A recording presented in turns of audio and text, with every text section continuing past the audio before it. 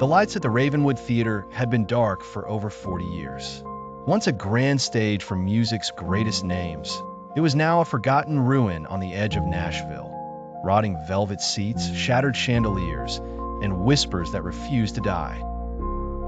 When Taylor Swift announced she would perform one secret midnight concert there, one night only, for her most loyal fans, the internet exploded.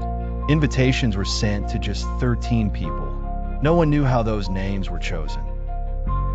Taylor arrived just after sunset, wearing a long crimson coat.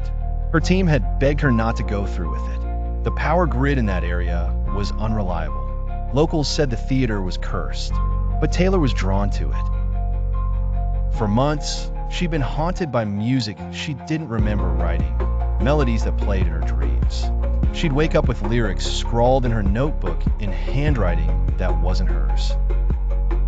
Meet me where the spotlight never dies. That line appeared again and again. Inside Ravenwood, the air smelled of dust and cold metal. Her footsteps echoed as she made her way to the stage. In the front row sat the chosen 13, silent, pale faces in the dark. They didn't speak, didn't move.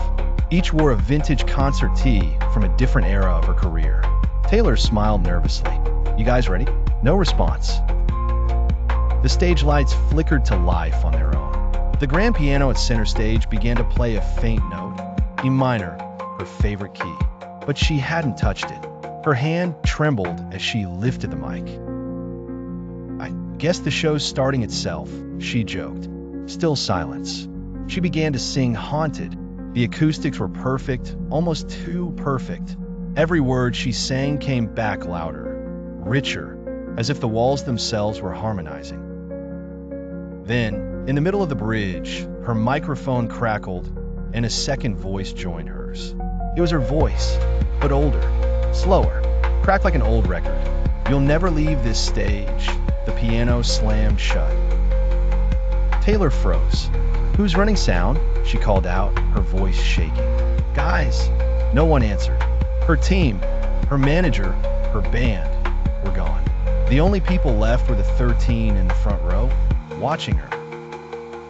One of them stood, a woman wearing a 2006 tour shirt. Her eyes were milky white. "Play the new song," she whispered. "The one you wrote last night." Taylor's stomach dropped. She hadn't told anyone about that song. She'd dreamed it, a lullaby with a melody that made her wake up crying. "How do you know that?" she demanded. The woman smiled, her lips stretching too far. "Because we wrote it first."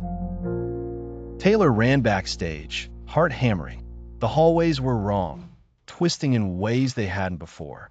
Every poster on the wall showed her face, but not as she remembered it. The eyes in the posters followed her. She stumbled into her dressing room. On the mirror, written in red lipstick, were the words, "Every era must end in death." Her reflection blinked, but she didn't. Then it spoke. "You shouldn't have come back here." The reflection began to move on its own, tilting its head. Its eyes went black. "We've been waiting since the last show, Taylor. Since you sang the wrong note." The glass cracked. She turned and ran, back toward the stage. The 13 were now standing in a perfect circle around the piano. A low hum filled the theater, like the sound of 1,000 unseen voices tuning to her frequency.